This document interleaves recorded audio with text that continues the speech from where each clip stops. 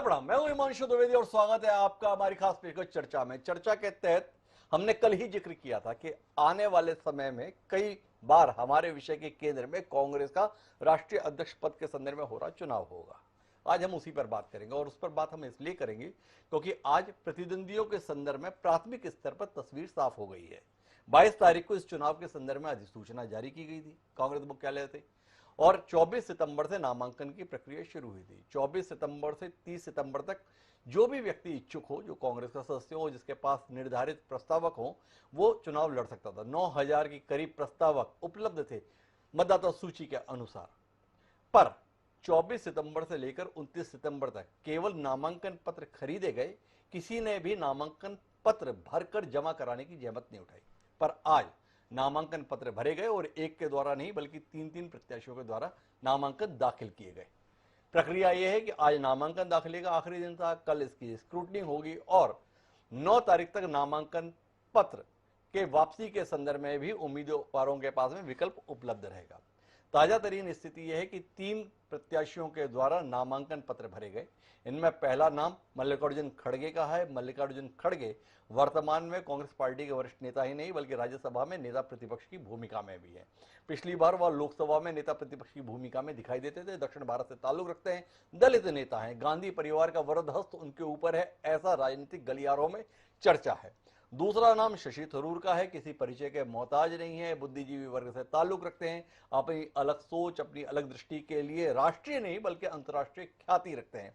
वो शशि थरूर ने आज नामांकन पत्र दाखिल किया है। और इसके अलावा एक नाम के एन त्रिपाठी के रूप में भी सामने आया कि एन त्रिपाठी कोई बड़ी पहचान नहीं रखते हैं, झारखंड से ताल्लुक रखते हैं, कभी विधायक रहे, कभी झारखंड सरकार में मंत्री भी रहे। उन्होंने केवल ये संदेश देने की कोशिश की कि देखो कांग्रेस पार्टी में ही ये कमाल संभव है कि एक मामूली किसान का बेटा भी अध्यक्ष पद का चुनाव लड़ सकता है। क्या भारतीय जनता पार्टी में ऐसा संभव है? साथ में उन्होंने ये भी कहा है कि मैं हाईकमान के मंशा को देखूंगा और उसके आधार पर चुनाव में बने रहने के संदर्भ में फैसला करूंगा। अगर मौजूदा स्थिति पर दृष्टि डालें तो सीधे तौर पर यह मामला खड़गे बनाम थरूर का है। थरूर इसके संदर्भ में स्पष्ट कर रहे हैं कि यह मुकाबला नई सोच बनाम यथास्थिति का होने जा रहा है। नई सोच के संदर्भ में वह खुद को पैरोकार बता रहे हैं और खड़गे को यथास्थिति के संदर्भ में व्यक्त कर रहे हैं। यथास्थिति के संदर्भ में उनका सीधा तौर पर आशय है कि गांधी परिवार जिस सोच के साथ में कांग्रेस पार्टी को चला रहा है, अगर आप वही बनाए रखने के पक्षधर हैं तो खड़गे जी को वोट दे लीजिए। और अगर आप कांग्रेस में बदलाव चाहते हैं, नई दृष्टि चाहते हैं, नई ऊर्जा चाहते हैं तो इसके संदर्भ में मेरे नाम पर विचार कीजिए। तो आज हम इसी पर बात करते हैं, समझने की कोशिश करेंगे कि कांग्रेस में वाकई चुनाव होने जा रहे हैं और अगर चुनाव होने जा रहे हैं तो क्या कांग्रेस में या बदलाव के संदर्भ में कोई बड़ा करिश्मा कर दिखाएंगे। समझने की कोशिश ये भी करेंगे कि अचानक मल्लिकार्जुन खड़गे प्रत्याशी कैसे हो गए। जिस प्रकार की भीड़ उनके साथ में कांग्रेस के वरिष्ठ नेताओं की दिखी, उसके बाद वाकई ये चुनाव को क्या गंभीरता से लेने की जरूरत है या एक औपचारिकता पूरी होने जा रही है। समझने की कोशिश ये भी करेंगे कि कल तक दिग्विजय सिंह इस रेस में सबसे आगे थे, जो स्वयं प्रत्याशी होने जा रहे थे, वो प्रस्तावक की भूमिका में ही संतुष्ट क्यों हो गए। ये भी एक रहस्यपूर्ण सवाल है जिसका उत्तर खोजने की कोशिश आज हम इस चर्चा में करेंगे। इस चर्चा का हिस्सा बनने के लिए 4 खास मेहमान हमारे साथ मौजूद हैं। राजनीति का दिलचस्प विषय है, कुछ दिलचस्प तरीके से बात करने की कोशिश करते हैं।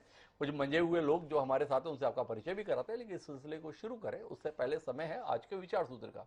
हमारा आज का विचार सूत्र कहता है कि धूमायन्ते वे तानी ज्वलंती सैतानी चा धृतराष्ट्र लोक आनी व ज्ञातयो भारत श्रव। अर्थात हे धृतराष्ट्र, जलती हुई लकड़ियां अलग अलग होने पर धुआं फेंकती हैं और एक साथ होने पर प्रज्वलित हो उठती हैं।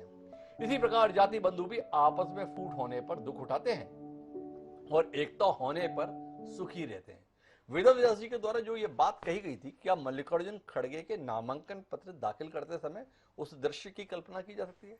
उनके प्रस्तावकों में दिग्विजय सिंह भी शामिल थे, वेणुगोपाल भी थे, अशोक गहलोत भी थे, प्रमोद तिवारी भी थे, अंबिका सोनी भी थी, अर्थात हर किस्म का नेता वहां पर मौजूद था। भूपेंद्र सिंह हुड्डा भी थे, अर्थात G23 के तमाम सदस्य भी मल्लिकार्जुन खड़गे की उम्मीदवारी के साथ खड़े हुए थे। इसको ध्यान में रखते हैं और उसके साथ अपनी चर्चा को आगे बढ़ाते हैं। इस चर्चा का हिस्सा बनने के लिए हमारे साथ 3 खास मेहमान जुड़ चुके हैं। हमारे साथ रघुनंदन शर्मा जी हैं, वरिष्ठ भाजपा नेता है, वह हमारे साथ हैं। हमारे साथ TS सिंहदेव साहब भी जुड़ चुके हैं, भारतीय राष्ट्रीय कांग्रेस के प्रखर नेता है, छत्तीसगढ़ सरकार में मंत्री है, वह हमारे साथ में। हमारे साथ रमेश शर्मा जी हैं, वरिष्ठ पत्रकार हैं, और साथ ही राकेश अचल, दो विपरीत सोच के वरिष्ठ पत्रकार हमारे साथ में है। दोनों का अपना अपना अलग नजरिया रहता है, तो हमने कोशिश की कि हर नजरिए को आज दर्शकों के सम्मुख लेके आए। पर चर्चा की शुरुआत टीएस सिंहदेव साहब से ही करते हैं और उनसे ही समझने की कोशिश करते हैं। उम्मीदवारों की स्थिति साफ हुई है। आपके बेहद आत्मीय, बेहद सम्माननीय टीएस सिंहदेव के संदर्भ में बड़ी उम्मीदें हम कल से लगा रहे थे। वो राष्ट्रीय अध्यक्ष होंगे, पर प्रत्याशी की जगह प्रस्तावक ही दिखे। तो कुल मिलाकर वर्तमान दृश्य को लेकर सिंहदेव साहब, कांग्रेस का आम कार्यकर्ता क्या सोच रहा है, क्या महसूस कर रहा है, इससे जानने में हमारी दिलचस्पी है। आप कांग्रेस के प्रामाणिक कार्यकर्ता हैं, नेता के तौर पर बात नहीं कर रहा, एक आम कांग्रेसी होने के नाते इस पूरे घटनाक्रम को किस दृष्टि से देख रहे हैं सिंहदेव साहब?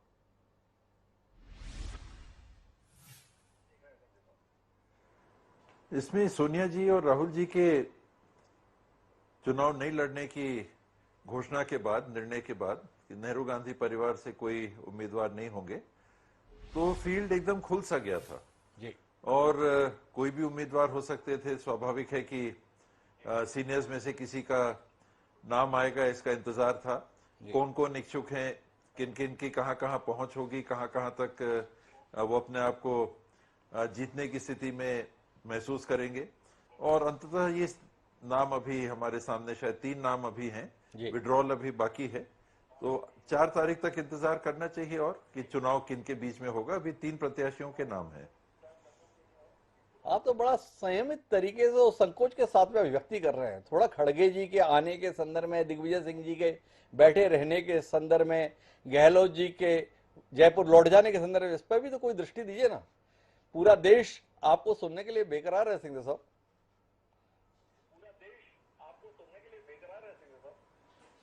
हिमांशु जी, अंदर की बातें और खास करके ऊपर की हम लोगों को मालूम नहीं रहती जी। उसका उतना अंदाजा नहीं रहता, और कोई चीज हम लोग बोले जिसकी पुख्ता जानकारी ना हो तो गैर जिम्मेदाराना हो जाता है जी। हम लोग भी देख रहे थे, दूर से देख रहे थे पटकथा कैसे लिखी जाएगी, क्या होगा, कौन कौन उम्मीदवारी के रूप में आएंगे। शशि थरूर जी ने सबसे पहले अपनी मंशा स्पष्ट की थी।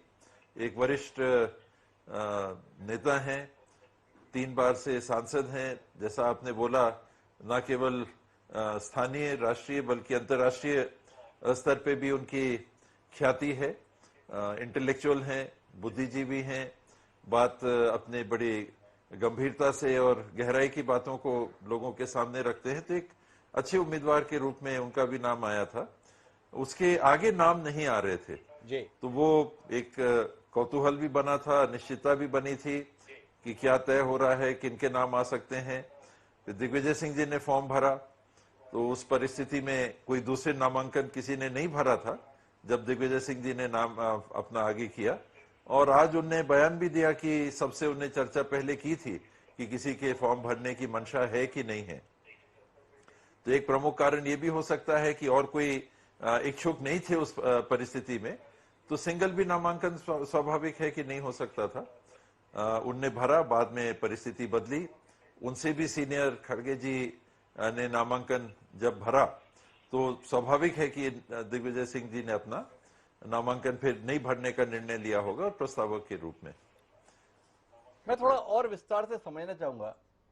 कांग्रेस बुरे दौर से गुजर रही है, कांग्रेस की हालत को लेकर सभी दुखी रहते हैं। कांग्रेस जन ही दुखी नहीं रहते हैं जो इस देश में लोकतंत्र को मजबूत देखना चाहते हैं। यहां तक कि भाजपा भी कांग्रेस की हालत को लेकर समय समय पर दुख व्यक्त करती रहती है। क्या यह चुनाव वाकई हो रहा है, पहला सवाल। और क्या यह चुनाव कांग्रेस का कायाकल्प कर देगा, यह दूसरा सवाल। या कांग्रेस जो बिखरी हुई महसूस होती है और रेशा रेशा हो जाएगी और चूर चूर हो जाएगी और बिखर जाएगी, ऐसा कोई डर तो पैदा नहीं होता?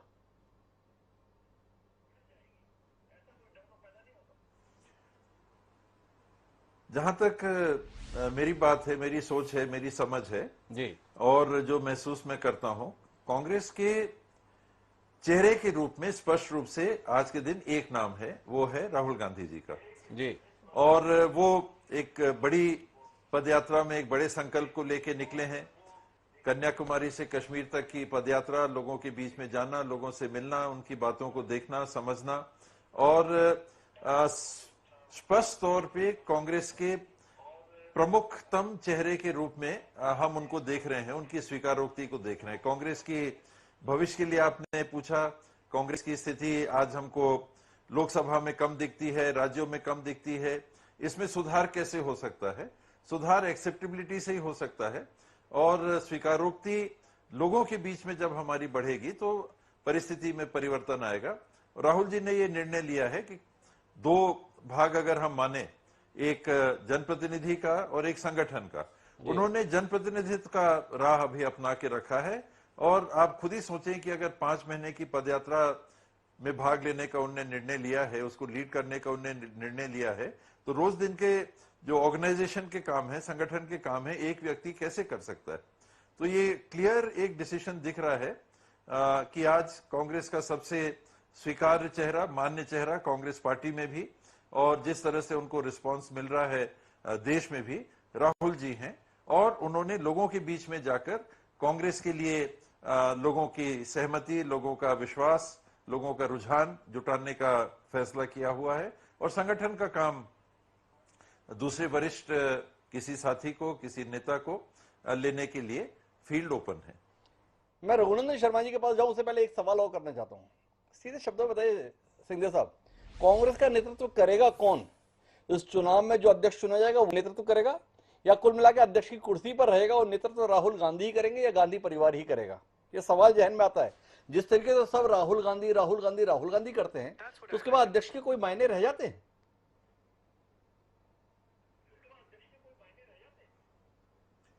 आजादी के पहले गांधी जी थे, वो कांग्रेस के अध्यक्ष भी एक बार बने होंगे, लेकिन सीधे तौर पे उन्होंने किसी पद को नहीं लिया। उसके बाद ना तो संगठन में रहे, ना वो राष्ट्रपति बने, ना वो प्रधानमंत्री बने। तो वो बातें अलग रहती हैं कि शक्तियां पीछे से भी काम करती हैं, मार्गदर्शन करती हैं, एक तरह से अगुवाई भी करती हैं, लीडरशिप भी करती हैं, और कोई पोस्ट लें वो जरूरी नहीं होता। आज राहुल जी की स्थिति वैसी नहीं है।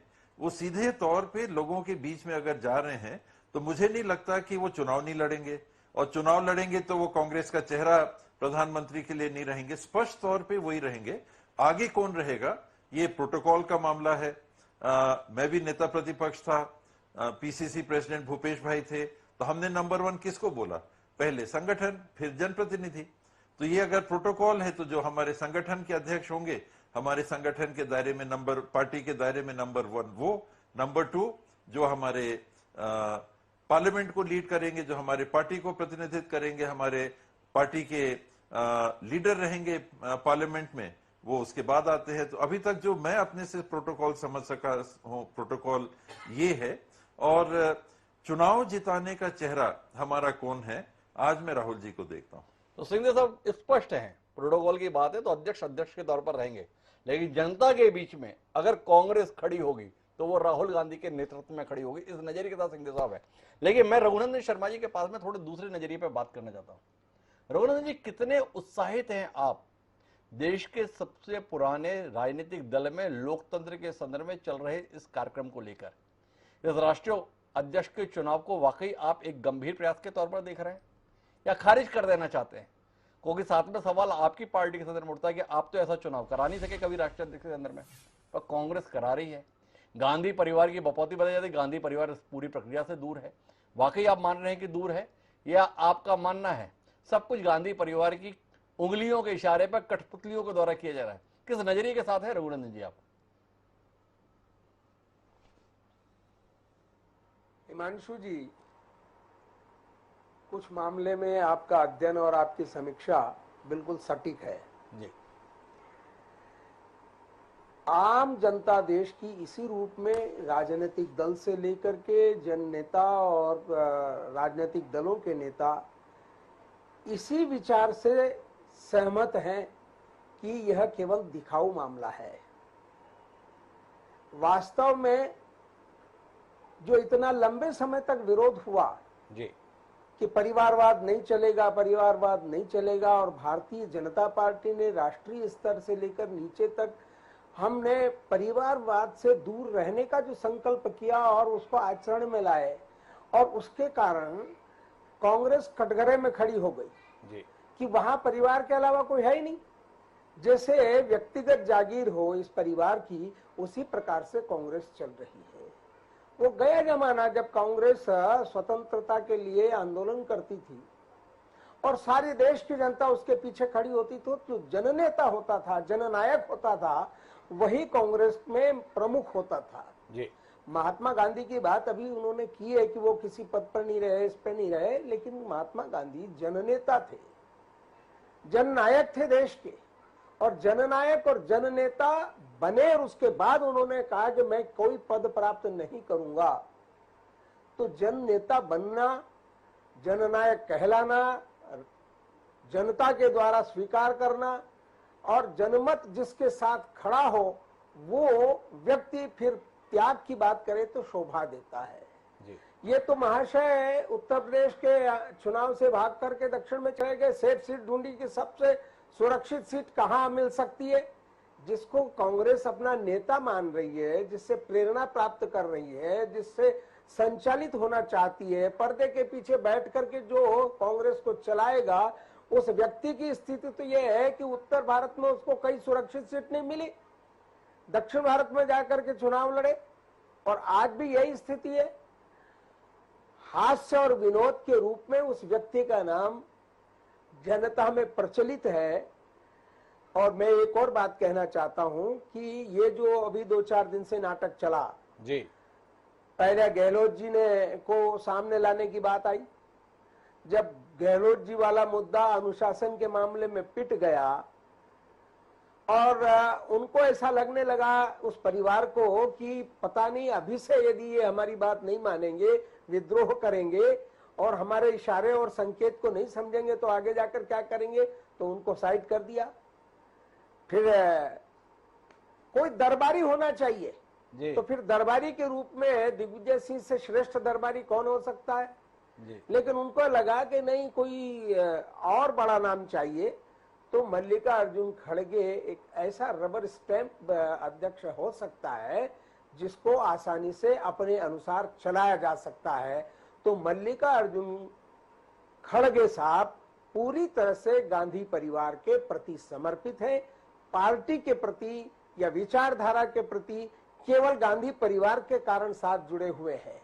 मैं ये सोचता हूं कि जो जनता में से निखर करके आए जी। और जनमत स्वीकार करे, जी। अब वहां तो केवल दरबारी ही चाहिए, और इसलिए भारतीय जनता पार्टी से तुलना करने की कहीं आवश्यकता मुझे नहीं लगती है। हिमांशु जी, आपने कैसे कह दिया, हमारे यहाँ तो नीचे वार्ड से लेकर के ब्लॉक में, मंडल में, जिले में, प्रदेश में और केंद्र में निर्वाचन होता है। ये बात अलग है कि हमेशा कोई न कोई पार्टी का कार्यकर्ता, संगठन का कार्यकर्ता, वरिष्ठतम कार्यकर्ता, उसके प्रति आदर और श्रद्धा के कारण वोटिंग की नौबत नहीं आती, मतदान की नौबत नहीं आती। लेकिन मतदान की प्रक्रिया तो जैसी भारतीय जनता पार्टी में किसी राजनीतिक दल में नहीं है। हमारे यहाँ वंशवाद नहीं है, कोई कह नहीं सकता। अटल जी, आडवाणी जी, मुरली मनोहर जोशी, राजनाथ सिंह जी, बंगारू लक्ष्मण उसके पहले थे, जो भी हमारे राष्ट्रीय अध्यक्ष बने उनके बाप दादाओं में से कोई नेता नहीं था, उस परिवार का व्यक्ति नहीं है। और आज भी गडकरी जी के बाद राजनाथ सिंह जी और राजनाथ सिंह जी के बाद में अमित शाह आए और अमित शाह के बाद में हमारे नड्डा जी है। तो ये सब जनता में से, कार्यकर्ताओं में से निकल करके आए हुए नेता है। यही तो वास्तविक लोकतंत्र है, यथार्थ लोकतंत्र है। बिल्कुल कमाल की बात है रघुनंदन जी, आपने इतनी दलील दी। मैं जानना चाहता हूँ ये खड़गे जी के संदर्भ में आप उन्हें सिरे से खारिज कर दिए। एक नेता जो दलित पृष्ठभूमि से है, एक नेता जो 8-8 बार जनता के मतों के माध्यम से विधायक चुना गया, एक ऐसा नेता जो 2-2 बार संसद में चुना गया, एक ऐसा नेता जिसने लोकसभा में नेता प्रतिपक्ष की भूमिका निभाई, एक ऐसा नेता जो केंद्र में मंत्री रहा, एक ऐसा नेता जो राज्यसभा में नेता प्रतिपक्ष की भूमिका में है। आज उस व्यक्ति की उपलब्धियों को आपने एक सिरे से खारिज कर दिया।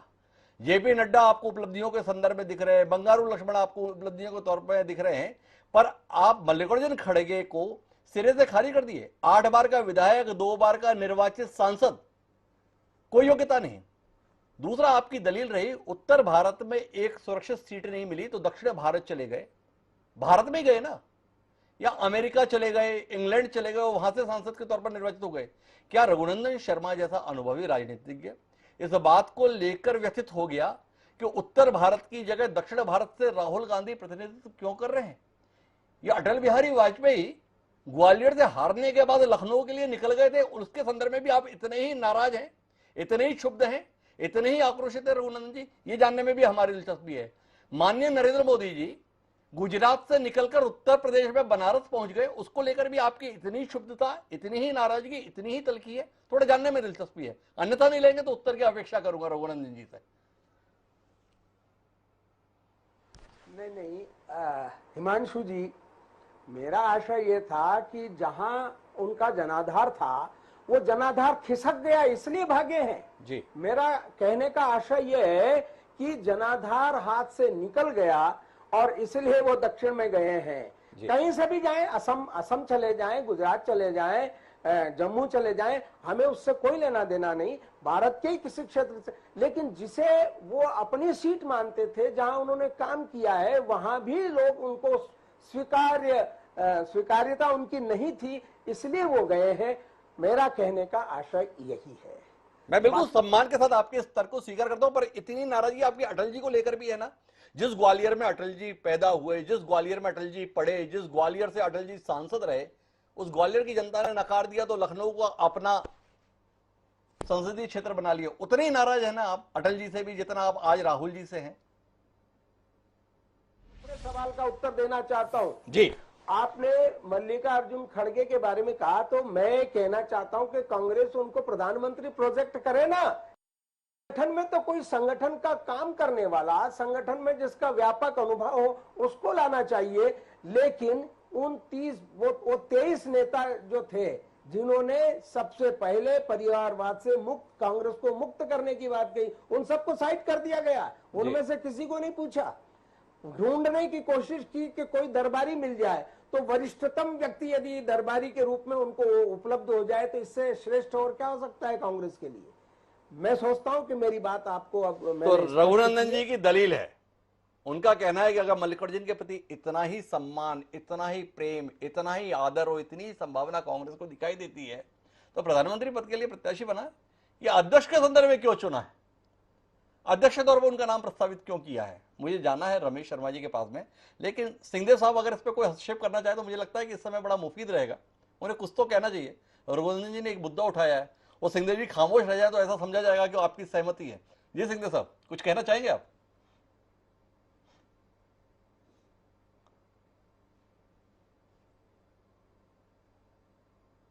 जी सिंहदेव साहब।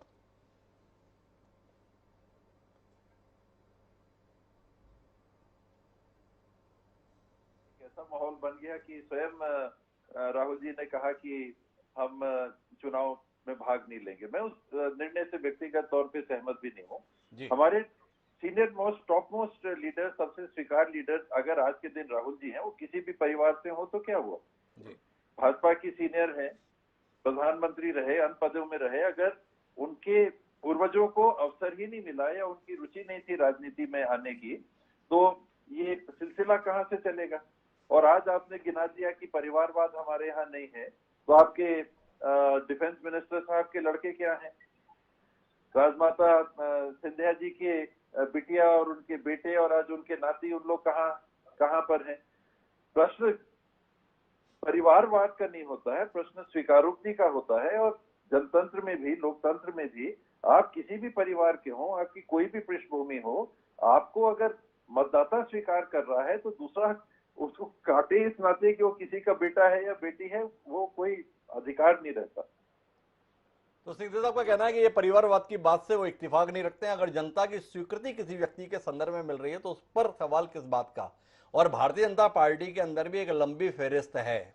आज राष्ट्रीय अध्यक्ष के तौर पर नाम नहीं है तो भाजपा का इतना लंबा इतिहास भी नहीं है। 137 साल के मुकाबले में 40-42 साल को लेकर खड़े हों तो सवाल जायज नहीं माना जाता। लेकिन बहरहाल हम अभी इसी विषय पर केंद्रित रहते हैं। मेरे साथ में रमेश शर्मा जी है। रमेश शर्मा जी इस पूरे घटनाक्रम को बतौर पत्रकार की दृष्टि से देख रहे हैं, जानने में दिलचस्पी है। क्या आप देख पा रहे हैं कि कांग्रेस भाजपा के आरोपों का जवाब दे पाने में सफल हो रही है अपनी इस निर्वाचन की प्रक्रिया के माध्यम से? चुनाव हो रहा है, विधिवत चुनाव हो रहा है। शशि थरूर ने तो कहा है यथास्थिति बनाम नई सोच का चुनाव होने जा रहा है। तो रमेश जी बतौर पत्रकार क्या कहते हैं? देखिए, मोटे तौर पर ये जो कांग्रेस की अभी चुनाव प्रक्रिया आरंभ हुई है, जी मुझे ऐसा नहीं लगता कि कांग्रेस से भाजपा के किसी उत्तर देने के लिए उन्होंने खड़गे जी को आगे किया है। जी ये उनकी अपनी रणनीति है। अगर आप ये देखें तो ये ठीक है कि इसमें तो कोई शक नहीं कि कांग्रेस का नेतृत्व के सारे निर्णय सोनिया जी, राहुल जी और अब बीच में प्रियंका जी सहयोग करने लगी हैं।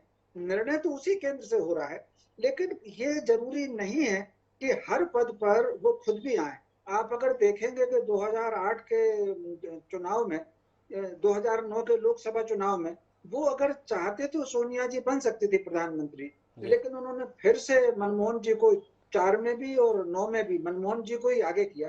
तो मोटे तौर पर हर पार्टी की अपनी एक रणनीति होती है, वो उसी रणनीति के तहत काम करती है।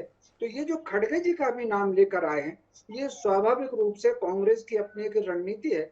उसका एक कारण है कि आप अगर कांग्रेस का इतिहास देख लें तो कांग्रेस इतिहास में जब भी कहीं ना कहीं नुकसान में आई है तो उसको जो लाभ मिला है वो दक्षिण भारत से लाभ मिला है। आप 77 की स्थिति की देख लें, या जिन दिनों नैनी कांग्रेस में नेताजी सुभाष चंद्र बोस और पट्टाभी सीतारामैया के बीच में जो विवाद हुआ था, दोनों के बीच में चुनाव हुआ था।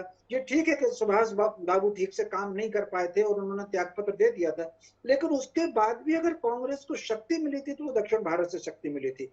इंदिरा जी के समय भी अगर आप देख लें, इंदिरा जी के समय कांग्रेस के 2 बंटवारे हुए, तो पहले बंटवारे में भी अगर आप देखें तो वहीं से उनको ताकत मिली। या नेहरू जी ने जब इंदिरा जी को स्टेब्लिश करने के लिए कामराज योजना लागू की तो स्वाभाविक रूप से उस समय भी उनको दक्षिण भारत से ही शक्ति मिली। तो मैं समझता हूं इस समय कांग्रेस को जो शक्ति की आवश्यकता है, कहीं ना कहीं सीट की दृष्टि से भी और वोट की दृष्टि से भी कांग्रेस थोड़ी नीचे जा रही है, तो उनको शक्ति की आवश्यकता है। इसीलिए शक्ति के लिए राहुल गांधी दक्षिण भारत गए और उन्होंने वो वायनाड सीट चुनी। तो मोटे तौर पर मुझे लग रहा है इसीलिए उन्होंने दक्षिण भारत से अपने संभावित अध्यक्ष को तलाश किया है, तो खड़गे जी को। फिर खड़गे जी के साथ एक और विशेषता है, खड़गे जी किसी न किसी विवाद में कभी नहीं रहे। वो वरिष्ठ राजनेता हैं, जैसे दिग्विजय सिंह जी वरिष्ठ राजनेता तो हैं, लेकिन बीच में वो 1-2 ऐसे उनके साथ बिंदु जोड़े कि ऐसा लगा कि उन्होंने जैसे भगवा आतंकवाद उन्होंने प्लांट कराया। वो आ गई हैं, सारी पुस्तकें हैं और उस समय के अधिकारियों ने सारे बयान दिए हैं। तो कुल मिलाकर के खड़गे जी जो था वो नॉन कंट्रोवर्शियल नाम है, दक्षिण भारत का नाम है। और खड़गे जी निश्चित रूप से वो कहीं ना कहीं सोनिया जी, राहुल जी और प्रियंका जी, इन दोनों से बाहर बिल्कुल नहीं जाएंगे। वो जो कहेंगे शुभ बात कहने वालों में से हैं। तो मैं समझता हूँ ये कांग्रेस की अपनी एक रणनीति है जिसके तहत वो अध्यक्ष रवि जी, मेरा एक सवाल है आपसे। एक कमरे के अंदर अगर कांग्रेस चलानी है तो उसके लिए खड़गे जी बड़े उपयुक्त आदमी हैं। जो सोनिया जी कहेंगी, जो राहुल जी कहेंगे, जो प्रियंका जी कहेंगे, वो खड़गे जी करेंगे। पर कांग्रेस की इस समय जरूरत बंद कमरे में हाजी हाजी की नहीं, जनता के स्तर पर जय जयकार कराने वाले नेता की है। उम्र के 8 दशक पूरा कर चुके मल्लिकार्जुन खड़गे, क्या आपको वाकई लगता है जनता के बीच में कांग्रेस की खोई हुई साख को खड़ा कर देंगे? क्या नरेंद्र मोदी की आंधी जो देश में चल रही है, भाजपा का जो सुगठित संगठन पूरे देश में स्थापित है, इसको भेदने में मल्लिकार्जुन खड़गे के नेतृत्व में कांग्रेस सफल हो जाएगी? क्या वाकई आप मानते हैं कि मल्लिकार्जुन खड़गे के नाम मात्र से गांव गांव में मौजूद कांग्रेस कार्यकर्ता के अंतर्गत नया उत्साह, नया जोश, नया उत्साह पैदा हो जाएगा?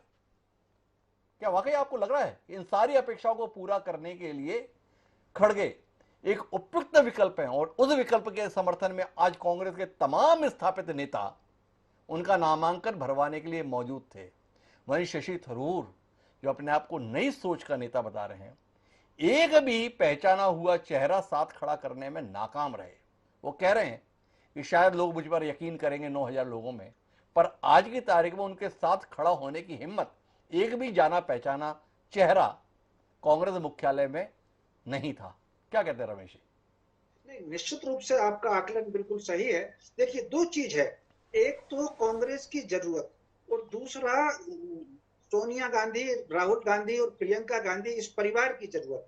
तो खड़गे जी कांग्रेस की जरूरत को पूरी करें ना करें, लेकिन कहीं ना कहीं इस परिवार की जरूरत को वो पूरा करते हैं, इसलिए उनके नाम का, तो फिर उनका नाम व्यापक हो। तो आप अगर देखेंगे तो जितने लोग प्रस्तावक थे योजना जो बनाई गई है वो हर प्रांत के व्यक्ति उसमें एक प्रस्तावक रहा, मध्य प्रदेश भी रहा, राजस्थान भी रहा, छत्तीसगढ़ भी रहा, पंजाब भी रहा।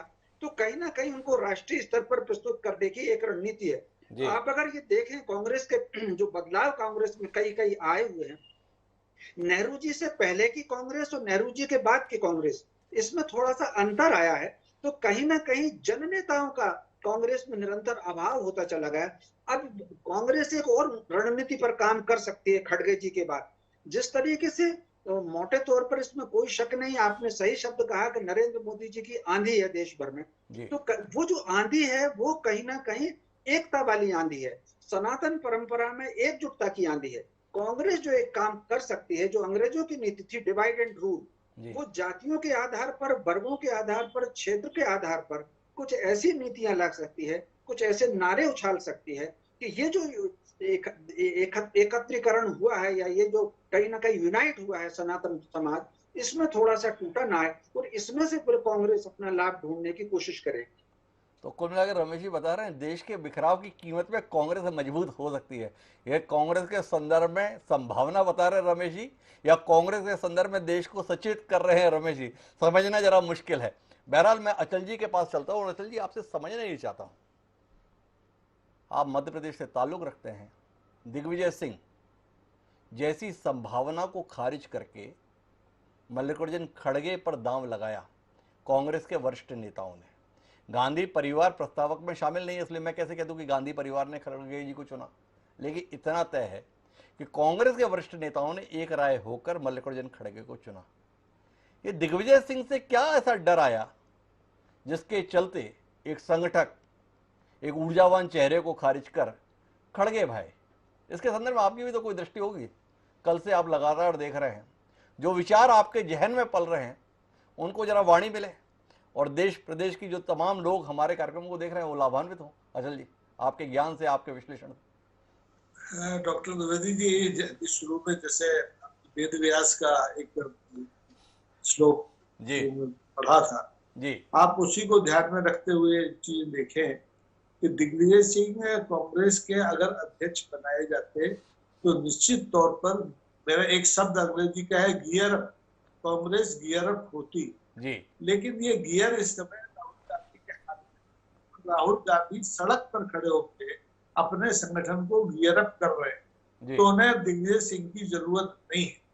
जैसा कि अभी शर्मा जी ने कहा कि दिग्विजय सिंह एक रणनीति की तहत नामांकन पत्र खरीदने गए, उन्होंने अपने आप को उम्मीदवार के तौर पर और खासतौर पर गांधी परिवार के उम्मीदवार के तौर पर अपने को प्रचारित किया, लेकिन अंततः कांग्रेस की जो रणनीति वो सामने आ गई है। कांग्रेस को एक दलित चेहरा संगठन के लिए चाहिए था, सड़क पर काम करने के लिए राहुल गांधी पहले से मौजूद है। और जैसा कि आपने कहा कि माननीय प्रधानमंत्री मोदी की जो आंधी है उसको रोकने का काम खड़गे को नहीं करना। 80 साल की उम्र में राहुल गांधी को करना है और राहुल गांधी ये काम कर रहे हैं। 3 दिन पहले भी आपके चैनल पर एक बहस कहा था कि कांग्रेस राहुल की है, राहुल की रहेगी, अध्यक्ष पद पर आप किसी का भी चेहरा रखिए। तो अब यहाँ कठपुतली वाला मामला नहीं है, यहाँ सीधा सीधा गणित का मामला है। जैसा कि रमेश शर्मा जी ने कहा कि इस समय जो तथाकथित सनातन एकता है, जो मैं आरोप कोई लगा नहीं सकता क्योंकि राजनीतिक आदमी नहीं हूँ, लेकिन एक पत्रकार के रूप में मैं कह सकता हूँ कि पिछले दिनों में देश में जो बिखराव हुआ है, नफरत की आंधी चलती है, उसके खिलाफ अगर सड़क पर कोई खड़ा हुआ है वो एकमात्र नेता राहुल गांधी है। और राहुल की स्वीकार्यता ही इस पार्टी को आगे ले जाने वाली। आप देखेंगे कि चुनाव जब होगा, अभी रघुनंदन शर्मा जी ने आपने बहुत सीधा सवाल किया कि अटल जी ने जब सीट बदली तो आपने उंगली उठाई और राहुल ने सीट बदली तो आपने उंगली उठाई। ये सब चीजें आप एक तरफ रख दीजिए। इस समय सीधी सी बात है कि कांग्रेस रिवाइव हो रही है, कांग्रेस गियर अप कर रही है और संगठन के तौर पर जो तदर्थवाद की बात करते हैं, शर्मा जी ने कहा अभी कि इनके यहाँ तो बाकायदा वार्ड स्तर चुनाव होते हैं। मैं देखता हूँ कि कांग्रेस से ही भारतीय जनता पार्टी को ये फार्मूला मिला तदर्थवाद का कि आप नाटक कीजिए और बाद में हाथ उठवा लीजिए, लिस्ट मुख्यालय से बना के भेज दीजिए, नागपुर से भेज दीजिए, कहीं से भी भेज। अब नड्डा जी को मालूम था कि उनका 1 साल का कार्यकाल पड़ने वाला, क्या जरूरत थी? लेकिन संगठन की जरूरत है। बीजेपी की इस समय शायद जरूरत है कुछ चुनाव के पछड़े में नहीं पड़ना चाहती। फिर कोई अंतर विरोध 8 साल में जो माननीय प्रधानमंत्री को लेकर पार्टी के भीतर बीजेपी में चल रहा है वो सामने है। इससे बचने के लिए हर राजनीतिक दल अपना काम करता है और मुझे बहुत कोई हैरानी नहीं हुई खड़गे जी का नाम जब आपने आया, क्योंकि मुझे लग ही रहा था कि ये पार्टी राहुल की है। गांधी परिवार में इस समय नेतृत्व का संकट जो है ना बिल्कुल है ही नहीं। सीधा सीधा वो मैदान में लड़ेंगे या सब ऑफिस में काम किसी के साथ मिलाए, तो दोनों जिम्मेदारियां अलग अलग और उस लिहाज से खड़गे जी के अनुभव को चुनौती नहीं दी जा सकती। तो सब स्वीकार है, चाहे दक्षिण में हो, चाहे उत्तर में हो, चाहे पूर्व में हो, चाहे पश्चिम में हो। तो डॉक्टर कुल मिला के बात ये है। तो अचल जी तो पूरी संभावना देख रहे हैं मल्लिकार्जुन खड़गे के चयन के रूप में राहुल गांधी की नई आभा पूरे देश में फहराने के संदर्भ में, बिखर जाने के संदर्भ में अचल जी को लग रहा है कि राहुल गांधी जनता की लड़ाई, जनता के मुद्दे को लेकर सड़क पर उतर चुके हैं। तो कुल मिला के संगठन के स्तर पर काम करने के लिए खड़गे जी का होना कतई कोई परेशानी पैदा करने वाला नहीं है। मुझे जाना सिंहदेव साहब के पास है, लेकिन उससे पहले रघुनंदन शर्मा जी के पास जाना चाहता हूं, क्योंकि रघुनंदन जी कांग्रेस की निर्वाचन प्रक्रिया को कतई तवज्जो देने के लिए तैयार नहीं है और साथ में अपनी पार्टी को लेकर बेहद मुग्ध भी हैं, बेहद संतुष्ट भी हैं, पर उस मुद्दे को छेड़ा है अचल जी ने, तो फिर बात होनी चाहिए ना। मुझे उम्मीद है कि रघुनंदन जी बगैर नाराज हुए उन सवालों को उत्तर दे देंगे। कांग्रेस पार्टी के अंतर्गत निर्वाचन के माध्यम से अध्यक्ष चुना जा रहा है। इसी बीच में खबर आई नड्डा जी का 1 साल का कार्यकाल बढ़ गया। कैसे बढ़ गया ये खबर कहीं नहीं आई। रघुनंदन जी आप तो इतने अनुभवी आदमी हैं, आज हमारे दर्शकों को लाभान्वित कीजिए ना कि किस तरीके से माननीय जेपी नड्डा जी का कार्यकाल बढ़ गया। लोगों को पता चले कि कैसी निर्वाचन की प्रक्रिया भाजपा में होती है, कैसी लोकतांत्रिक प्रक्रिया होती है जिसके तहत ये सब हो गया।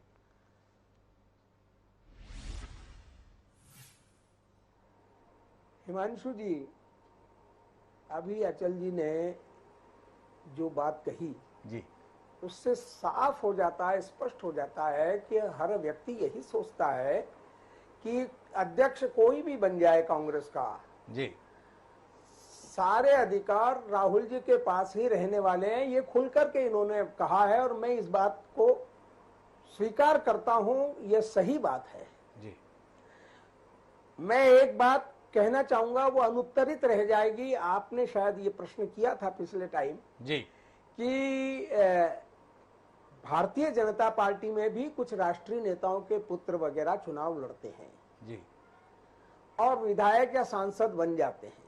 जी, मेरा ये कहना है कि किसी एक लोकसभा क्षेत्र में या किसी एक विधानसभा क्षेत्र में यदि कोई कार्यकर्ता का, किसी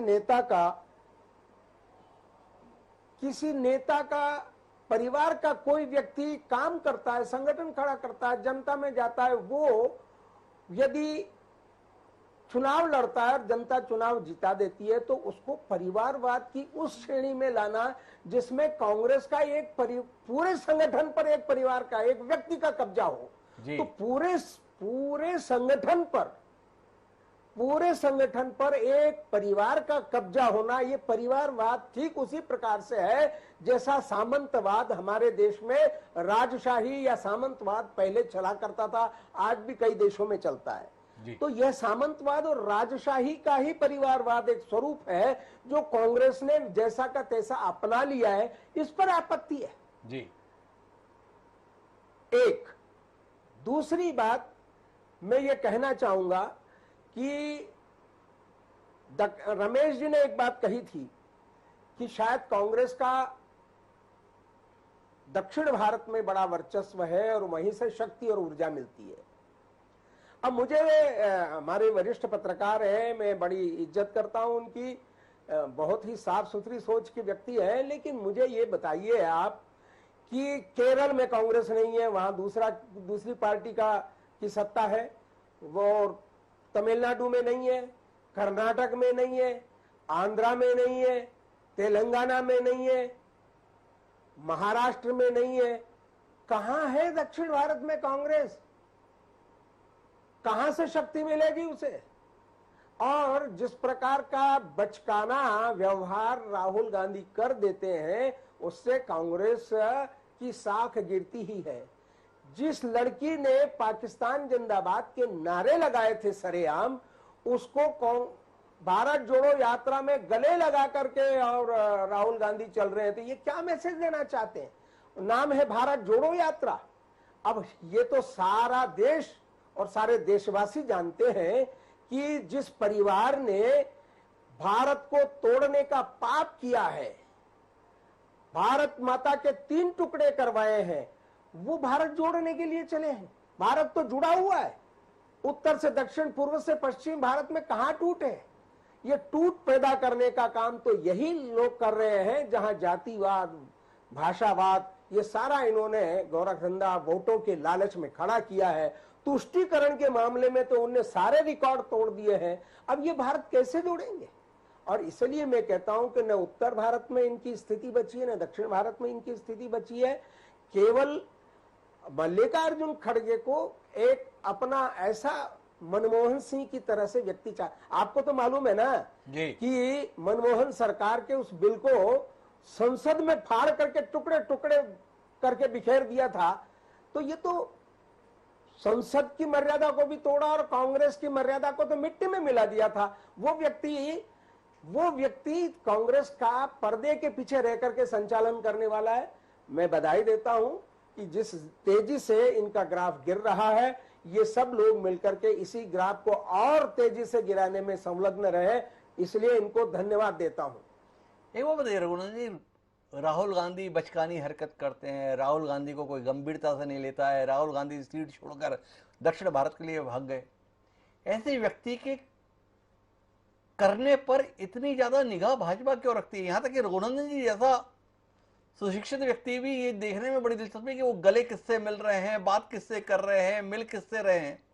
ये राहुल गांधी को इतनी गंभीरता से आप क्यों लेते हैं? जिस व्यक्ति को आप पूरे देश में बताने की कोशिश करते हैं कि वो तो कतई गंभीर व्यक्ति नहीं है, उस व्यक्ति की यात्रा जब से शुरू हुई है तब से वो पहनता क्या है, खाता क्या है, लेटता क्या है, उठता क्या है, इस तक की चिंता आप लोग कर रहे हैं। थोड़ा समझना मुश्किल है। वाकई राहुल गांधी अगंभीर व्यक्ति हैं या भारतीय जनता पार्टी को देश में राहुल गांधी से ज्यादा गंभीर और कोई लगता ही नहीं है? हिमांशु जी, एक लाइन में मैं इसका उत्तर देना चाहता हूं, आप सुनेंगे जी।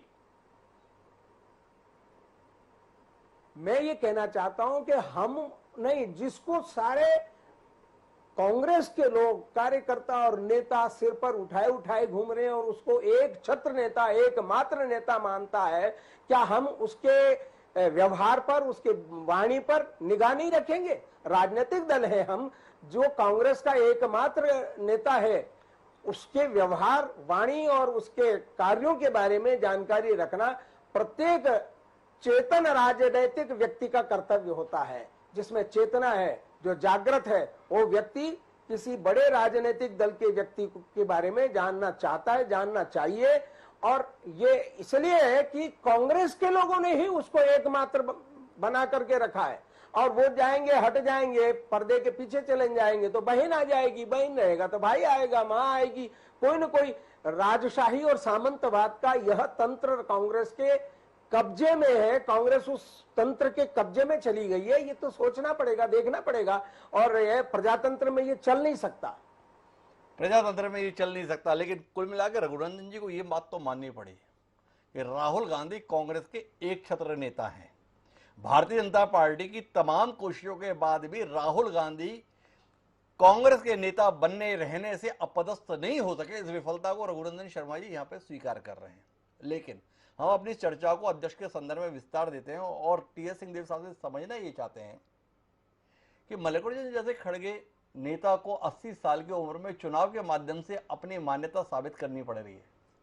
वाकई इसकी जरूरत थी, या गांधी परिवार ने अपनी साख बचाने के लिए भाजपा के द्वारा लगातार लगाए जा रहे आरोपों से पीछे छुड़ाने के लिए इस निर्वाचन प्रक्रिया को अपनाया है कि ताकि हम अतीत के लिए ना सही भविष्य के लिए बता सके। देखिए हमारे यहाँ लोकतंत्र है, क्या कहते हैं सिंहदेव जी, क्या गांधी परिवार की साख बचाने के लिए, बनाने के लिए इस निर्वाचन प्रक्रिया को अपनाया गया है?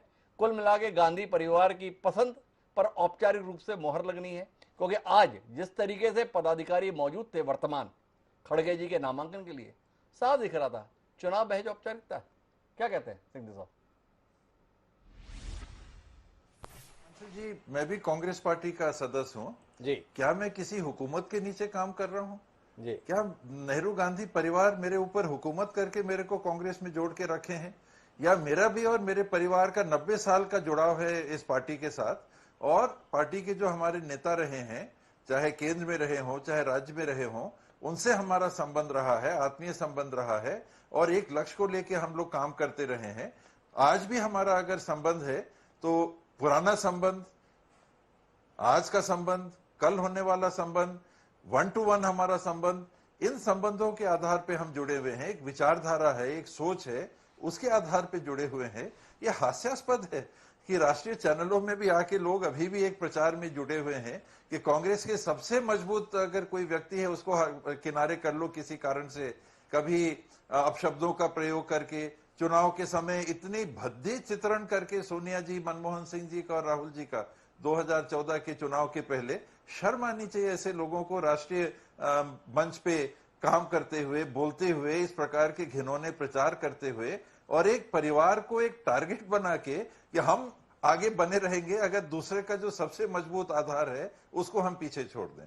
हास्यास्पद है। ये छोड़ दें उन बातों को, अप्रजातांत्रिक बातों को। मैं एक राज परिवार का सदस्य हूं जिसकी पृष्ठभूमि सामंती रही है। क्या आज मैं उस सामंती प्रवृत्ति का हिस्सा हूं? मैं चुनाव लड़ता हूं, हर चुनाव में लोगों के बीच में जाता हूं, हाथ जोड़ के मदद मांगता हूं, लोग अगर विश्वास करते हैं तब मेरे को मौका लगता है। कहां पर ये फासिस्टवादी लोग ये बातें कर रहे हैं परिवारवाद की? तो सिंघवी साहब बहुत व्यथित होकर अपनी मंशा को व्यक्त कर रहे हैं। उनका कहना है कि एक लोकतांत्रिक व्यवस्था में हम जी रहे हैं, अगर किसी परिवार के प्रति, अगर किसी व्यक्ति के प्रति, अगर किसी विचार के प्रति लोग लगातार अपना समर्थन व्यक्त कर रहे हैं और उसके तहत वह सार्वजनिक जीवन में मौजूद है, तो इसको लेकर इतनी बौखलाहट क्यों? मैं इस चर्चा को और आगे बढ़ाता हूं जो सिंघवी साहब ने कही, और रमेश शर्मा जी के पास आता हूं। सामंतशाही करार दे रहे हैं रघुनंदन शर्मा जी गांधी परिवार के संदर्भ में। उनका बेटा, उनकी बेटी, फिर उनका बेटा, फिर उनकी बेटी, ये सब क्या है? लोकतंत्र में ऐसा नहीं चल सकता। पर इस बात को याद रखना क्यों नहीं चाहते हैं कि इस देश के निर्माण में इस परिवार की भूमिका है। इस परिवार के दो लोगों ने इस देश के लिए ही जान गंवाई है। इंदिरा गांधी और राजीव गांधी की शहादत के संदर्भ में इस परिवार के प्रति सद्भावना या सहानुभूति के स्थान पर इस प्रकार के विचार क्या इसलिए व्यक्त किए जाते हैं क्योंकि अगर इस परिवार के प्रति सद्भाव व्यक्त करेंगे तो कहीं वोटों के संदर्भ में खतरा ना हो जाए, कहीं आने वाली पीढ़ी अपने आप को इनके प्रति अगर सम्मान का भाव रखेगी तो हमारे भविष्य की संभावनाएं धूमिल न हो जाए। क्या इस देश के लिए दी गई कुर्बानियों को इसीलिए खारिज कर दिया जाता है, नेहरू के योगदान को, इंदिरा गांधी के योगदान को, कि अगर इनके योगदान की मान्यता दे दी हमारे आज के निजाम ने तो उसके भविष्य की संभावनाओं पर धूल पड़ जाएगी? क्या कहते हैं रमेश जी?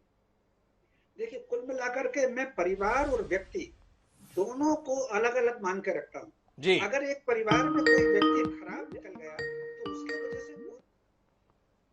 और एक परिवार में कोई व्यक्ति महान निकल गया तो उसके कारण वो परिवार, सारा का सारा परिवार महान नहीं होता। मैं उदाहरण देना चाहता हूँ। एक ही परिवार में जन्म है कुबेर और उसी परिवार में जन्म है रावण। हम कुबेर की पूजन करते हैं और रावण का पुतला जलाते हैं। एक ही परिवार में जन्मे है राणा प्रताप और एक ही परिवार में जन्मे है शक्ति सिंह। हम राणा प्रताप को नमन करते हैं, चरण स्पर्श करते हैं, लेकिन शक्ति को लेकर के हमारी धारणा अलग है। ठीक उसी प्रकार इस परिवार में जो इंदिरा जी का काम है इसमें कोई शक नहीं। जिस तरीके से उन्होंने युद्ध जीता, पाकिस्तान के 2 टुकड़े उन्होंने किए, बैंकों का राष्ट्रीयकरण किया, कोल माइंस का राष्ट्रीयकरण किया, वो जो उनका काम था निश्चित रूप से वो सराहनीय है। और 71 के युद्ध में माननीय अटल जी और संघ प्रमुख जी ने भी उनकी सराहना की थी। ये ठीक है कि आपातकाल को लेकर के मतभेद हो सकते हैं, बाकी उनका काम बहुत अलग है। ठीक उसी प्रकार राजीव गांधी जी को लेकर के भी, राजीव गांधी बहुत सरल और सज्जन व्यक्ति रहे हैं। मेरी उनसे परिचय 1 से अधिक बार, जब वो राजनीति में भी नहीं आए थे तब हुआ है परिचय। मैंने उनके साथ यात्राएं की हैं। बहुत सरल व्यक्ति थे, इतने सहज थे, इतनी हिम्मत राजीव गांधी में ही थी। वो कह दें कि हम 1 रुपया भेजते हैं और 85 पैसे बीच में खत्म हो जाता है, तो निश्चित रूप से। लेकिन नेहरू जी के मामले में मेरी राय थोड़ी अलग है। राहुल जी को लेकर के, सोनिया जी को लेकर के मेरी राय अलग है, लेकिन उसकी आज यहाँ आवश्यकता नहीं है। तो व्यक्ति कोई एक है तो उसके कारण परिवार श्रेष्ठ नहीं होता, और इसी तरीके से किसी परिवार में एक व्यक्ति खराब भी पैदा हो सकता है। लेकिन इस समय जो सारी की सारी रणनीति है, सारी रणनीति खड़गे जी का नाम कांग्रेस की जरूरत के बजाय परिवार की जरूरत ज्यादा महत्वपूर्ण है, ये मुझे उसमें लग रहा है। और इसी के तहत उन्होंने खड़गे जी का चयन किया है। और विशेषकर अगर आप देखेंगे खड़गे जी के बयानों को निरंतर आप देखते चले जाएंगे, वो सारे के सारे बयान सनातन परंपराओं और सनातन एकता को तोड़ने वाले लोग हैं। लोग कहते हैं कि इस समय नफरत का माहौल, मैं पूछना चाहता हूँ, नफरत का माहौल क्या 1946 में नहीं था जब डायरेक्ट एक्शन का काल हुआ, लाशें बिछा दी थी?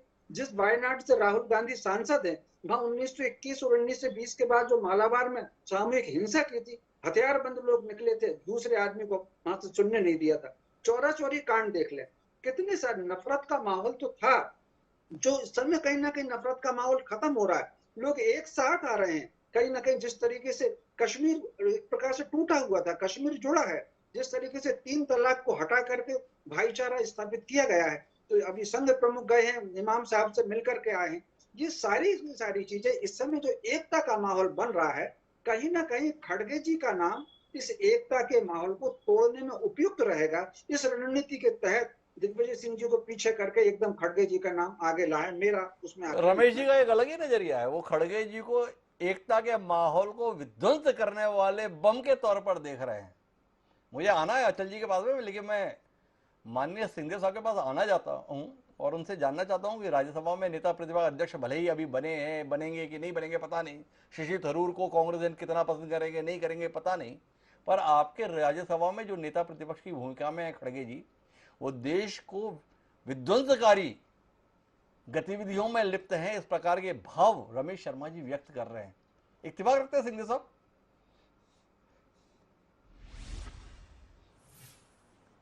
मैं क्या बोलूं हिमांशु जी, ऐसे ऐसे विचारों को जिम्मेदार कहे जाने वाले लोगों की तरफ से आती हैं, तो मैं क्या जवाब दूं? ये तो बच्चों के बीच में भी ऐसी बात नहीं होनी चाहिए। मैं क्या जवाब दूं? मैं नहीं समझता कि ऐसी बातों का कोई जवाब भी देना चाहिए। सिंधिया साहब बहुत आहत हो गए इस टिप्पणी को लेकर, उन्हें लगता है कि ये जवाब देने लायक बिंदु ही नहीं है। पर अचल जी के साथ में इतना भावुक होने का विषय नहीं है, अचल जी इसका जवाब दे देंगे। एक पत्रकार की बात का जवाब दे भी सकता है, और मैंने 2 विपरीत विचारों के पत्रकारों को जोड़ा भी इस कार्यक्रम में इसीलिए था।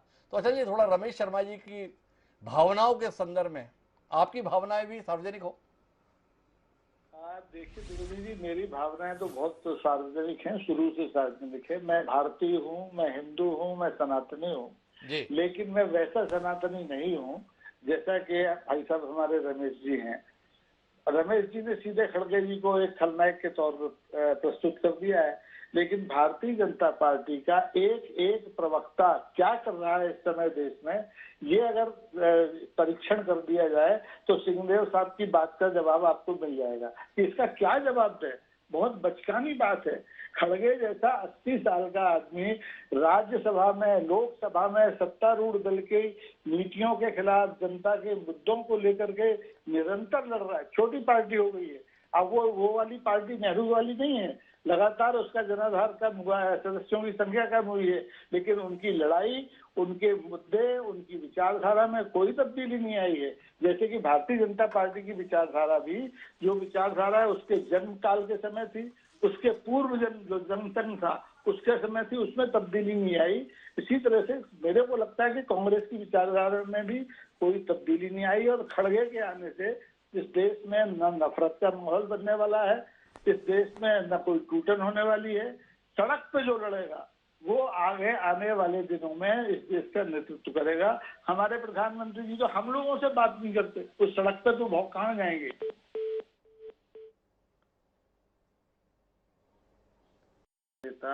उस पर उंगली उठाने का मतलब ही एक बचकानी बात करना है। खड़गे साहब अपनी पार्टी की विचारधारा को लेकर कम संख्या के बावजूद लोकसभा में, राज्यसभा में सत्तारूढ़ दल के साथ ने एक बहुत बड़ी चुनौती के रूप में सामने आए हैं, और उनका नेता जो बिल्कुल युवा है वो सड़क पर जनता के मुद्दों को उठा रहा है। तो ऐसे में ये कह रहा है कि खड़गे के आने से ये हो जाएगा वो हो जाएगा, रमेश जी की बात वाकई में बचकानी थी, और सिंहदेव साहब ने बिल्कुल ठीक किया कि उसका जवाब नहीं दिया। लेकिन मेरे बड़े भाई है, मैंने जवाब दे सकता था इसलिए दे पाया। जी, मैं एक बात जानना चाहूंगा कि शशि थरूर को आप जैसा सुधी पत्रकार इतना हल्के में क्यों ले रहा है? आपकी पूरी व्यक्ति ऐसी है एक खड़गे जी को अध्यक्ष हो जाना है। शशि थरूर एक गंभीर किस्म के राजनीतिज्ञ हैं, उनकी एक पृष्ठभूमि है, वो बदलाव के संदर्भ में आह्वान कर रहे हैं। अब वाकई उनकी उम्मीदवारी को कतई गंभीरता से लेने के लिए तैयार नहीं है। त्रिपाठी जी की मौजूदगी और शशि थरूर की मौजूदगी लगभग समान है। नहीं, देखिए थरूर साहब बहुत मैं उनका सम्मान करता हूं, उनकी विद्वता से बहुत प्रभावित हूं। जब वो कांग्रेस के सांसद नहीं बने थे तब से मैं उन्हें पढ़ता आया हूं, जब वो विदेश में थे तब से उनके लेखों से प्रभावित रहा हूं। लेकिन शशि थरूर बुद्धिजीवी हैं, शशि थरूर जमीन के नेता नहीं है। शशि थरूर संघर्ष से कांग्रेस में नहीं उभारे गए हैं, उन्हें तो सीधे आए, उन्हें टिकट दिया, उनका जातीय आधार था, बौद्धिक आधार था, जीत गए। मैं माफी चाहूंगा राघेजल जी, थोड़ा शशि थरूर के प्रति आप निर्मम नहीं हो रहे? शशि थरूर आए, कांग्रेस का हिस्सा बने और राज्यसभा से संसद में दिखाई नहीं दे रहे हैं। वह चुनाव लड़े और मोदी लहर में भी 3-3 बार जनता के स्तर पर समर्थन पाने में कामयाब रहे।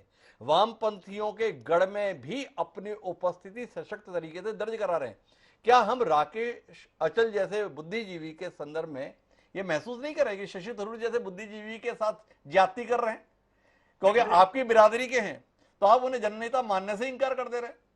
देखिए, मैं राजनीति में बिरादरीवाद का शुरू से विरोधी रहा हूं और शशि थरूर आज की जरूरत नहीं है। अगर खड़गे की जगह किसी और को नेता गांधी परिवार को बनाना था तो मुझे लगता है दिग्विजय सिंह उसके लिए और बेहतर होते। उनमें ऊर्जा थी, उनका एक संघर्ष का इतिहास है, वो भी सड़क पर चलते हैं, वो भी पुलिस का कॉलर पकड़ने की मादा रखते हैं। तो ऐसा जुझारू नेता खड़गे के मुकाबले, लेकिन खड़गे जी और शशि थरूर के दोनों के बीच के अंदर चुनाव संगठन की दृष्टि से आप करेंगे तो खड़गे का एक लंबा ट्रैक रिकॉर्ड है, उसके सामने थरूर जी का रिकॉर्ड मुझे लगता है कि छोटा ही पड़ता है। तो कुल मिला के खड़गे जी के समर्थन में है राघव अचल जी, लेकिन कुछ हस्तक्षेप करना चाह रहे हैं रघुनंदन शर्मा जी। एक बार उनकी बात सुनते हैं और उसके साथ हम इस कार्यक्रम को समापन की ओर ले जाने की कोशिश करेंगे। ये रघुनंदन जी।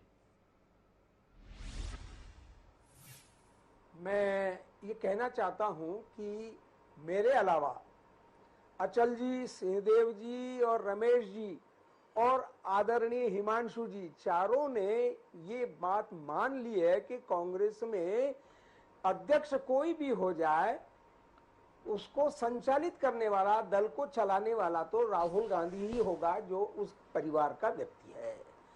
प्रकारांतर से, शब्दांतर से ये बात आप सबने कही है, तो इससे ये साबित होता है कि इतने दिनों से ये ढूंढा जा रहा था कि गांधी परिवार का ऑफिशियल कैंडिडेट कौन हो, और वो मिल गया जी। मल्लिकार्जुन खड़गे गांधी परिवार के ऑफिशियल कैंडिडेट हैं, इसलिए त्रिपाठी हो, थरूर हो, या इससे अलग हट करके ऑफिशियल कैंडिडेट से अलग हट करके चाहे गहलोत जी होते या दिग्विजय जी होते, तो भी इशारा यदि खड़गे के प्रति होता तो इन सबकी स्थिति थरूर जैसी ही होती।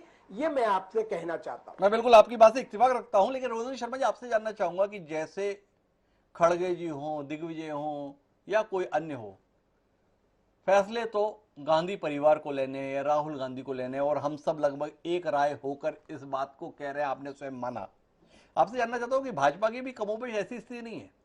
अध्यक्ष कोई भी हो, नड्डा जी हैं या कोई भी हो, फैसला तो मोदी जी को लेना होता है और जो मोदी जी फैसला लेते हैं उसके अनुसार पूरी पार्टी को करना होता है। तो कांग्रेस और भाजपा को आप समान दृष्टि से देखने के लिए तैयार है, या आपका मानना है कि नहीं, ऐसा नहीं है, मोदी जी की वो स्थिति नहीं है पार्टी के संदर्भ में जो गांधी परिवार की स्थिति है? ऐसा कुछ आप कहना चाहेंगे? नहीं, मैं इससे कतई सहमत नहीं हूं। सरकार के संबंध में, सरकार के मुखिया होने के नाते मोदी जी जो निर्णय लेंगे वो सर्वमान्य होगा, लेकिन संगठन से संबंधित जो निर्णय नड्डा जी लेंगे, उस नड्डा जी के निर्णय में मोदी जी भी हस्तक्षेप नहीं करेंगे, अपितु मोदी जी भी नड्डा जी के निर्णय को स्वीकार करेंगे। यह लोकतांत्रिक व्यवस्था भारतीय जनता पार्टी में प्रारंभ से अभी तक चल रही है और ये चलती रहेगी। तो रघुनंदन जी, आपने मुझे उत्तर नहीं दिया था। मैंने जानना चाहा था कि नड्डा जी अध्यक्ष बने रहेंगे, ये फैसला किन लोगों के द्वारा और कब लिया गया, इसके संदर्भ में कोई जानकारी आप जैसा अनुभवी नेता हमसे साझा करेगा। कार्यक्रम अंतिम बिंदु पर है, थोड़ा सा ज्ञानवर्धन आपके माध्यम से हो जाए। अंशु जी, मुझे लगता है कि कुछ प्रांतों के चुनाव आ रहे हैं, इन प्रांतों के चुनाव को दृष्टिगत रखते हुए इनका जो अनुभव 2-3 वर्षों का है, इस अनुभव का उपयोग संगठन में ठीक से हो और ये निर्वाचन होने के बाद संगठन की प्रक्रिया प्रारंभ हो, क्योंकि संगठन की प्रक्रिया जब प्रारंभ होती है तो नीचे से प्रारंभ करना पड़ती है। ब्लॉक यानी मतदान केंद्र की और पंचायत समितियां तक निर्वाचित होती है, फिर मंडल की होती है, फिर जिले की होती है, फिर प्रदेश की होती है और उसके बाद केंद्र की होती है। इसलिए यदि इस संगठनात्मक चुनाव में यदि उलझ जाएंगे तो जो प्रदेशों के निर्वाचन आने वाले हैं उसमें व्यवधान होगा, इसलिए इसको आगे बढ़ाया है। इसके पीछे और कोई राजनीतिक मंतव्य नहीं है। रघुनंदन जी ने ना तो हमें ये बताया कि किन्होंने आगे बढ़ाया, दूसरा उन्होंने बताया कि कुछ राज्यों में चुनाव है, इसके कारण से ऐसा हुआ। क्या इस देश में कोई वर्ष ऐसा होता है जब किन्हीं राज्यों में चुनाव नहीं होता है? रघुनंदन जी की दलील के संदर्भ में दर्शक विचार करें। मैं इससे ज्यादा उन जैसे अनुभवी राजनीतिकों के संदर्भ में कोई और सवाल नहीं करना चाहता। कार्यक्रम को अंतिम बिंदु पे ले जाना है। सिंहदेव साहब हमारे साथ है और सिंहदेव साहब से बतौर कांग्रेस कार्यकर्ता हमने कार्यक्रम की शुरुआत की थी। कार्यक्रम का समापन भी इसी बिंदु पर करेंगे कि सिंहदेव साहब, इस अध्यक्ष पद के चुनाव से क्या उम्मीद आने वाले भविष्य को लेकर एक कांग्रेस कार्यकर्ता कर रहा है? आपकी आखिरी टिप्पणी। अच्छा ही होगा। जिस तरह से सबको ही अपने अपनी जिम्मेदारियों को संभाल के कांग्रेस को और मजबूती देंगे आने वाले समय में, बेहतर होगा। आज की स्थिति से कांग्रेस बेहतर स्थिति में पहुंचेगी। तो कुल मिलाकर सिंहदेव साहब का कहना है कि चुनाव कुल मिलाकर जब अपने अंजाम पे पहुंचेगा तो उसका नतीजा कांग्रेस के लिए बेहतर ही होगा। कांग्रेस आज जिस स्थिति में उससे बेहतर स्वरूप में आने वाले समय में दिखाई देगी। अब वह नेतृत्व राहुल गांधी करेंगे, मल्लिकार्जुन खड़गे करेंगे, शशि थरूर करेंगे या त्रिपाठी जी करेंगे, ये वक्त के गर्भ है। पर इतना तय है कि कांग्रेस इस चुनाव के माध्यम से अपने भविष्य की संभावनाओं को सुनहरा देख रही है और शायद उसका यह सुनहरापन देखना ही मुख्य प्रतिद्वंदी भारतीय जनता पार्टी के लिए परेशानी का सबब बना हुआ है। इसलिए वह इस पूरी चुनाव प्रक्रिया को ही सिरे से खारिज कर दे रही है। अब ये तो आने वाले समय बताएगा कि भाजपा की संभावनाएं बेहतर है कांग्रेस की, पर आज की तारीख में तो इतना ही है कि कांग्रेस एक लोकतांत्रिक प्रक्रिया के माध्यम से अपना अध्यक्ष चुनने के संदर्भ में एक और कदम आगे बढ़ा चुकी है। देखें इसका नतीजा क्या होता है। चारों मेहमानों को बहुत बहुत धन्यवाद हमारे साथ इस चर्चा का हिस्सा बनने के लिए। समय है अब आज के शेर का। तो हमारा आज का शेर कहता है कि जब देखिए कुछ और ही आलम है तुम्हारा, जब देखिए कुछ और ही आलम है तुम्हारा, हर बार अजब रंग है, हर बार अजब रूप। आतिश ने जो ये शेर लिखा था कांग्रेस के इस चुनाव के संदर्भ में बड़ा ही मुफीद है। कभी अशोक गहलोत से बात शुरू हुई, दिग्विजय सिंह पर आकर ठुकी और उसके बाद मल्लिकार्जुन खड़गे के रूप में नए स्वरूप में सामने आ गए। तो कुल मिलाकर इस चुनाव ने कई रंग दिखाए हैं। क्या नामांकन वापसी तक गांधी परिवार का मन कुछ और तो नहीं कह देगा? जानने में दिलचस्पी रहेगी। कहीं खड़गे के मुकाबले शशि थरूर गांधी परिवार की पसंद तो नहीं हो पाएंगे, ये जानने में भी दिलचस्पी रहेगी। पर इतना तय है कि इस निर्वाचन के माध्यम से कांग्रेस एक नई ऊर्जा का अनुभव करने लगी है। यह ऊर्जा चुनाव खत्म होने के बाद तक बनी रहेगी, देखेंगे। पर बहरहाल अब मुझे दीजिए, सोमवार को फिर मिलेंगे। तब तक के लिए साथ प्रणाम।